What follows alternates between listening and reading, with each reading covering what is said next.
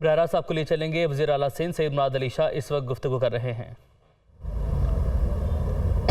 लेकिन हालत ये थी, मैं खुद यहाँ मौजूद था, कि दूसरे धमाके के बाद भी पाकिस्तान पीपल्स पार्टी के वर्कर उस ट्रक की तरफ आ रहे थे अपनी शहीद मोहतरमा को देखने कि वो खैरियत से हैं, और शहीद मोहतरमा की बहादुरी की मिसाल मुझे वो अच्छी तरह याद है कि अगले दिन ही उन्होंने जना अस्पताल गई, शहीदों के घर गई। ये वो बहादुरी थी जिसकी मिसाल कहीं नहीं मिलती। और उन दहशतगर्दों ने जो पहले 18 अक्टूबर को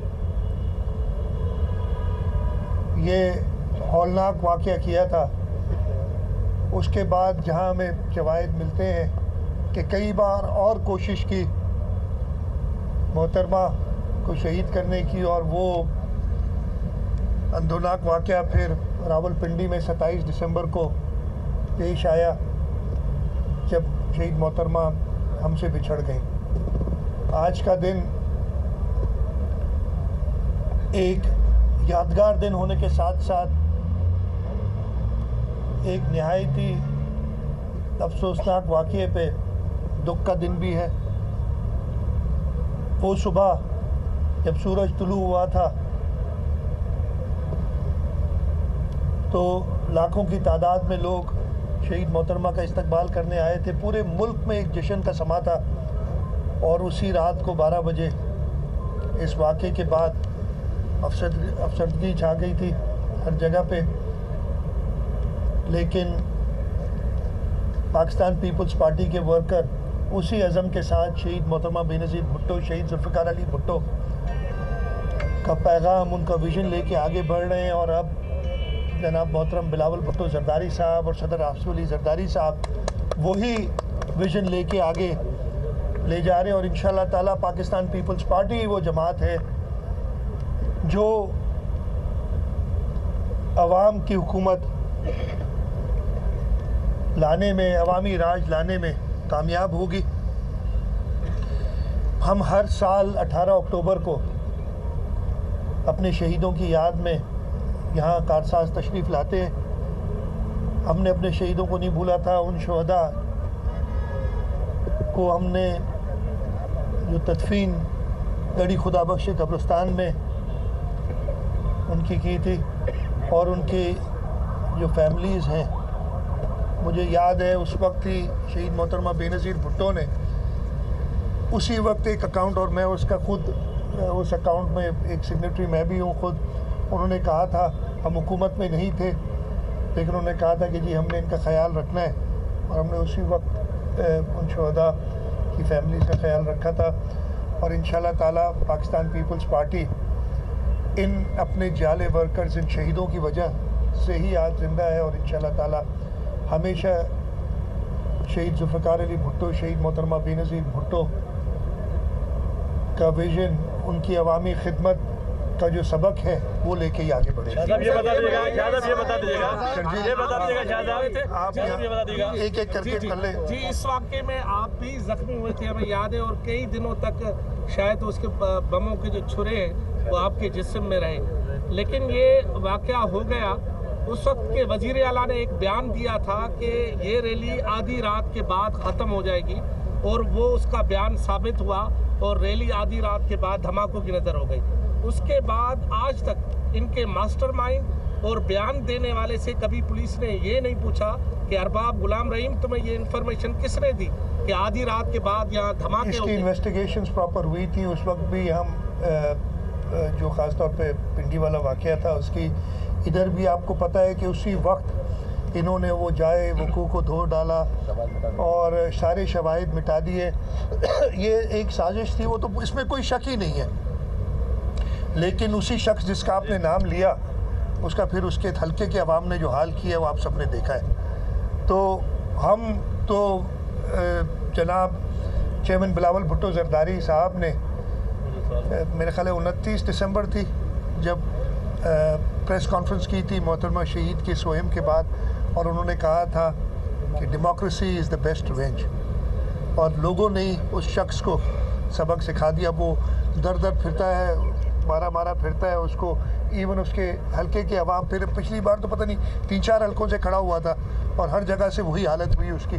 फिर बाई इलेक्शन में भी खड़ा हुआ था, फिर भी वही हालत हुई। तो ये तो जवाब उधर ही से मिल गया, democracy is the best America. अच्छा सर, ये बता दें कि 15 साल बीत गए, बड़ा एक तारीख वाकया है, इसको मंतकी अंजाम तक मजीद कितने साल लगेंगे पहुंचाने में? ना अभी तक कातलों का पता चला, ना किसी को सज़ा मिली, इतने सारे शोधा की तारीख आपके पास है।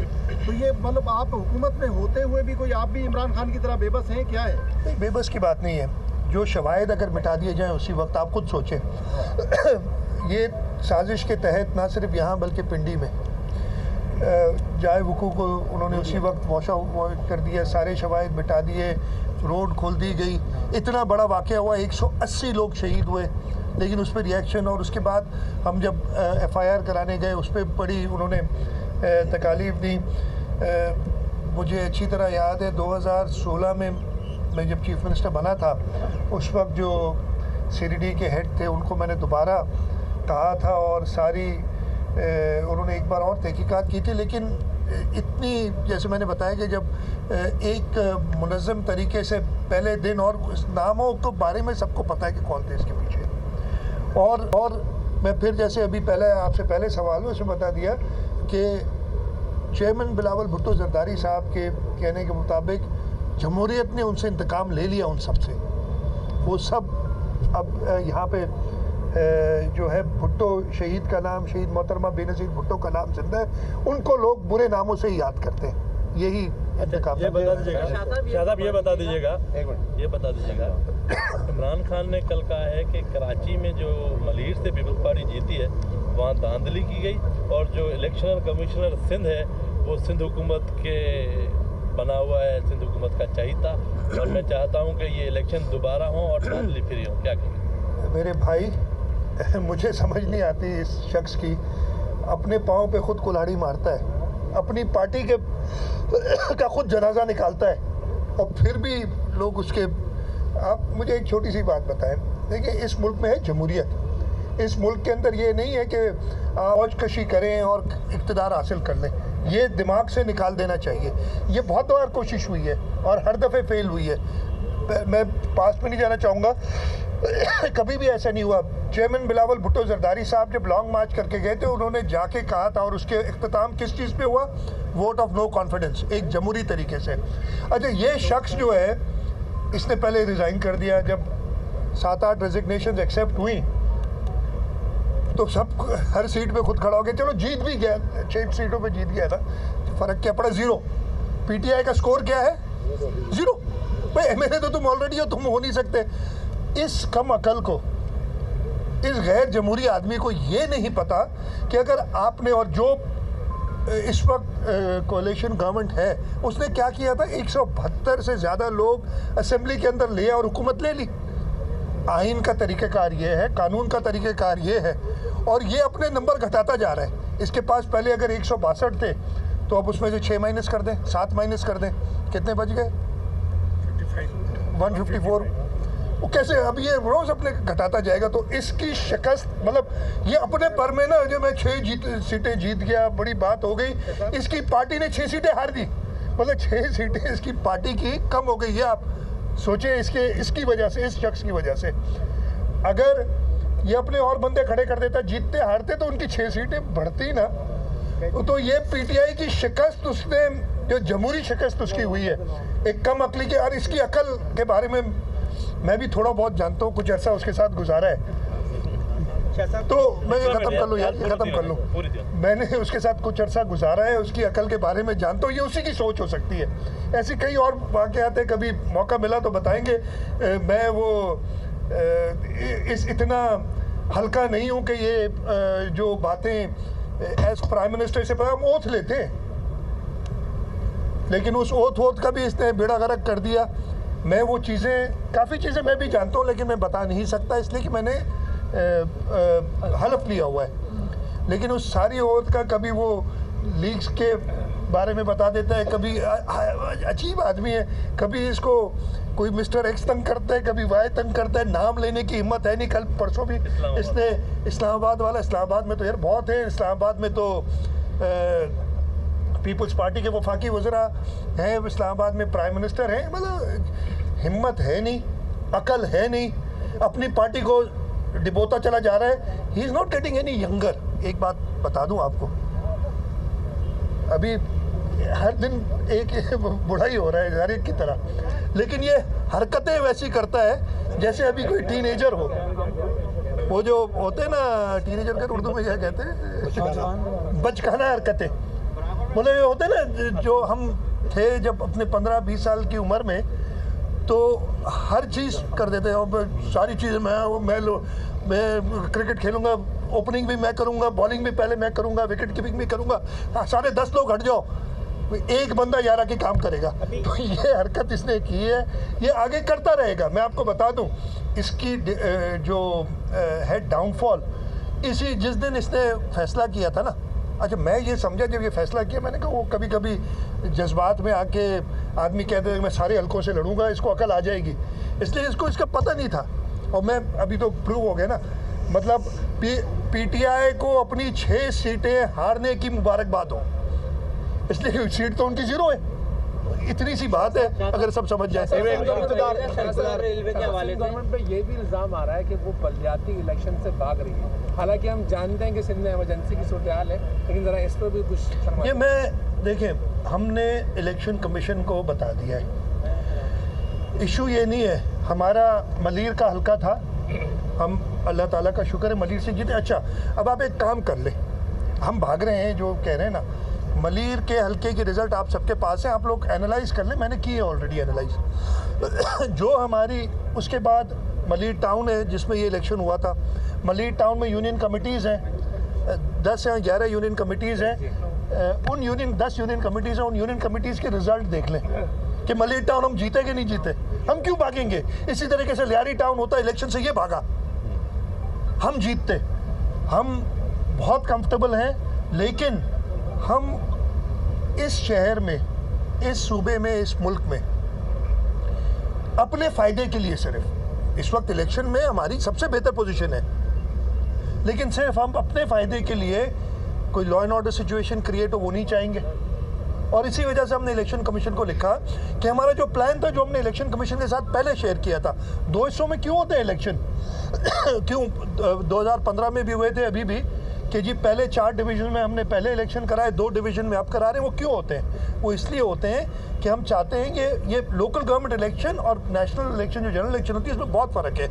ये घर घर में झगड़ा होता है एक, और बहुत टेंशन हाई होती है, इसलिए कि हर पोलिंग स्टेशन पे कैंडिडेट खुद खड़ा होता है अपना नेशनल जनरल प्रोविंशियल में, और वो फिर काफ़ी लॉ एंड ऑर्डर सिचुएशन। इस वजह से हम 2 हिस्सों में करते हैं कि हम एक इलाके की लॉ इन्फोर्समेंट के लोग दूसरे इलाके ले जा सकें मैनेज करने के लिए।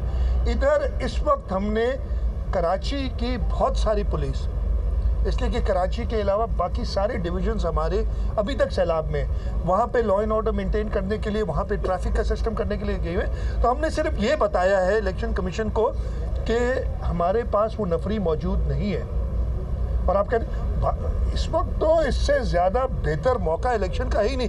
मैं आपसे फिर कहता हूँ, सिर्फ ये तो शोर बहुत मचा रहे हैं, लियारी की हमने टाउन ही जीतने हैं ना, वो यूनियन कमिटीज़ जीतनी है ना, उन 10 यूनियन कमिटीज़ का एनालिसिस करने कौन जीत रहा है पता चल जाएगा आपको। क्या आप समझते हैं कि कोई जमहूरी सिस्टम को कोई खतरात ला के, क्योंकि खान साहब कह रहे हैं कि वो जब इस्लामाबाद आएंगे लॉन्ग मार्च लेकर, आप वक्त पे इंतखाबात नहीं करवा रहे, तो आप जिम्मेदार होंगे। सिस्टम डीरेल होता है, अगर कोई और आ जाता है तो जिम्मेदार पीडीएम में शामिल जमातें होंगी। गीदड़ भपकियाँ ऐसे कहते हैं, मैंने उर्दू मेरी काफ़ी कमज़ोर है, ये लफ्ज़ मुझे आता है, इसे कहते हैं गीदड़ भपकियाँ।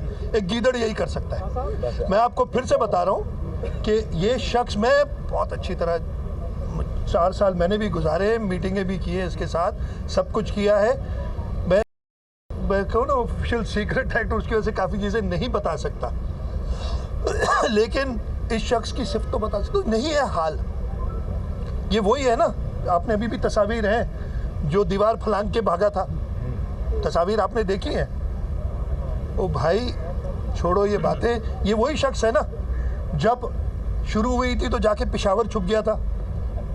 मैं अभी बातें जो थोड़ी बहुत मैं अगेन लोगों से ये करूँगा कि इसको, ये वही शख्स है जिसको 4 साल तक पहले सेशन में बिलावल भुट्टो जरदारी साहब ने कहा सिलेक्टेड पीएम, इसने तालियां बजाई थी। अब खुद कहता है मैं सिलेक्टेड पीएम था, मैं तो जी कुछ नहीं।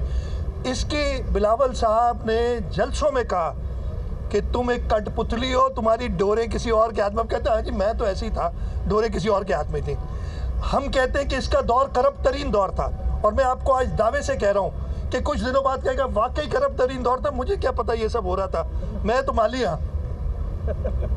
ये शख्स है, ये हर चीज़ जिस वक्त इसकी ज़रूरत पड़ेगी ना, मैं कोई सख्त लफ्ज़ नहीं इस्तेमाल करना चाहता लेकिन है मेरे पास, वो शख्स है जो अपने दोस्तों को, अपने दोस्तों को, अपने रिश्तेदारों को, मैं हिस्ट्री में ना माजिद खान का सबको पता है, जब ये क्रिकेट में वो करता है, जावेद मियादाद के साथ इसने क्या किया ये सबको पता है। अभी जहांगीर तरीन, अलीम खान, नाम, ये हर एक को सैक्रिफाइस कर देगा सिर्फ अपनी सेल्फ इंटरेस्ट के लिए, और बहुत जल्द इस मुल्क के लोग they will see through him. ये मुश्किल नहीं है, अभी तो ये बहुत दूर बैठा है ना। हालत ये है कि अगर प्रेस कॉन्फ्रेंस करता है तो अपनी मर्जी के जर्नलिस्ट बुलाता है। आपसे मेरे ख्याल है कराए से कि मिला, कहता है जी ये मुझे, मैंने पूछा था एक सहाफ़ी से, मैं नाम नहीं लूँगा, मैंने कहा कि यार वो आपका सवाल करके, कहते नहीं वो तो इन कैमरा था, तो वो कैमरा के सामने आके आपको फेस नहीं कर सकता, दुनिया को क्या फेस करेगा। अच्छा ये बता दीजिए सर्कुलर रेलवे में बता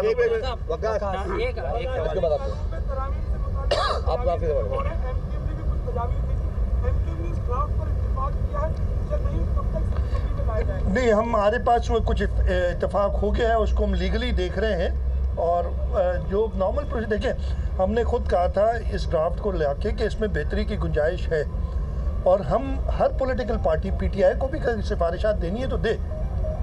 हाँ, जो हम समझेंगे, जो हुकूमत समझेगी, जो प्रोविंशियल असेंबली समझेगी दुरुस्त है, वो सिफारिशात मंजूर करेगी।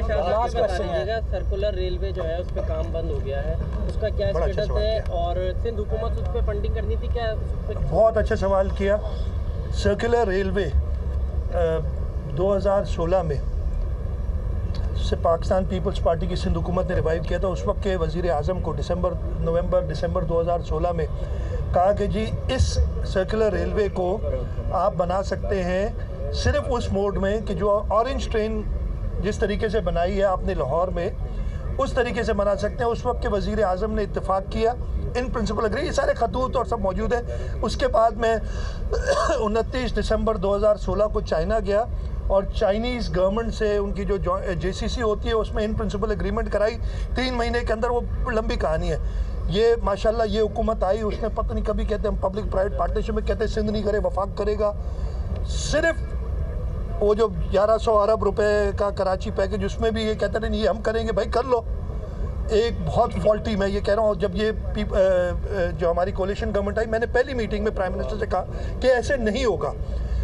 ब्यूरोक्रेसी इसलिए वही कंटिन्यू कर रही थी, उन्होंने साल एक गंवाया था पिछले अरस्तु के साथ, तो वो अटकी रही मेरे पास। मुझे 2 दिन पहले वज़ीर आज़म साहब का फ़ोन आया और आज सुबह दोबारा फ़ोन आया कि अगली जब भी चाइना की उनकी ट्रिप होगी, उसमें चाइनीज़ गवर्नमेंट ने खुद लिखा है कि हम ऑरेंज ट्रेन के तरीक़ेकार पे KCR करना चाहते हैं, EPC प्लस फाइनेंसिंग, जिसके अंदर बिडिंग होगी और एक कॉन्ट्रैक्टर होगा, जैसे ऑरेंज ट्रेन हुई थी उसी पैटर्न। जो मैं पहले दिन से 2016 से, कितने साल हो गए, 16 से 22, 6 साल तकरीबन, 6 साल गंवाए हमने, मैंने गंवाए। आप इसको कह ले, मैं नहीं, ऐसे लोगों से जो मैंने कहा ना ऑफिशियल सीक्रेट्स एक्ट की वजह से पता नहीं चलता अकल के बारे में, तो गंवाए। प्राइम मिनिस्टर ने आज सुबह मुझसे दोबारा, पिछले 4 दिन में 2 बार बात कर चुके हैं, कल हम मीटिंग भी कर रहे हैं, और इंशाल्लाह ताला जो 2016 में हमने कहा था, इसलिए और तरीका नहीं है, पब्लिक प्राइवेट पार्टनरशिप में करेंगे, $3 अरब का प्रोजेक्ट, सवाल ही नहीं पैदा होता। We don't have this finance, वो लंबी बात हो जाएगी। तो खुशखबरी है सबके लिए इंशाल्लाह ताला। है बहुत अफसोसनाक बात कि 6 साल तकरीबन हमने गंवा दिए, लेकिन हमारा एक्सरसाइज काफ़ी पूरी है। जब हमने 2016 दिसंबर में कमिट किया था, मार्च में हमने इसकी फीजिबिलिटी तैयार करके और इसको PWPT से करके मई तक सेंट्रल डेवलपमेंट वर्किंग पार्टी ने भी पास कर लिया था। मई 2017 में चाइना के अंदर मुझे फेडरल गवर्नमेंट ने कहा था कि जी हम हफ्ते के अंदर जाके एक्निक से इसको क्लियर कर देंगे, उसमें टाइम लगा, वो अक्टूबर नवंबर में जाके एक्निक से क्लियर हुआ था। अनफॉर्चुनेटली ये जब हुकूमत आई तो उनका काम है ना, ये समझते हैं कि कुल अकल है और अकल ज़ीरो है, हर चीज़ पे उनको हर चीज़ पे महारत हासिल है। हम ये नहीं कहते, हमारी हमेशा तरीक़ेकार ये रहा है कि जिस शख्स को जो चीज़ आती है पहले उससे सलाह मशवरा करें और जैसे वो एडवाइस करे वैसे आगे बढ़े। ये अपने आप को कुल अकल समझते हुए उन्होंने हर चीज़ जानती है और इन्होंने इस प्रोजेक्ट का कबाड़ा निकाला, 5 साल इसको कम से कम डिले किया और ये कराची के लोग इनसे हिसाब मांगे कि जी ये सारी चीज़ करने के बाद उधर ही आके फंस गए हो, तुमने किसी शख्स के कहने पे 1950 वाली ट्रेन चलवा दी। हमने बहुत अपोज किया कि भाई इसका कोई फ़ायदा नहीं है। सिंध हुकूमत से 6 अरब रुपए ज़बरदस्ती वसूल किए सुप्रीम कोर्ट को गलत बयानी दे के। मैं ये नहीं कहूँगा सुप्रीम कोर्ट का इसमें कसूर है। अगर फेडरल रेलवे मिनिस्टर, हालत ये थी कि मैंने उनसे कहा, ये हंसी स्माइल आ गई मुर्तज़ा को, इनके ये पता है इनको, मैंने कहा यार खड़े हो जाओ, जो गलत है उसको गलत कहो। कहते मैं नहीं कहूँगा, आप लोग कहें, मैं सुप्रीम कोर्ट को नहीं कहूँगा कुछ। मैंने सिर्फ ये कहा था जो गलत चीज़ है जो आपको समझ नहीं आ रही उनको बताओ।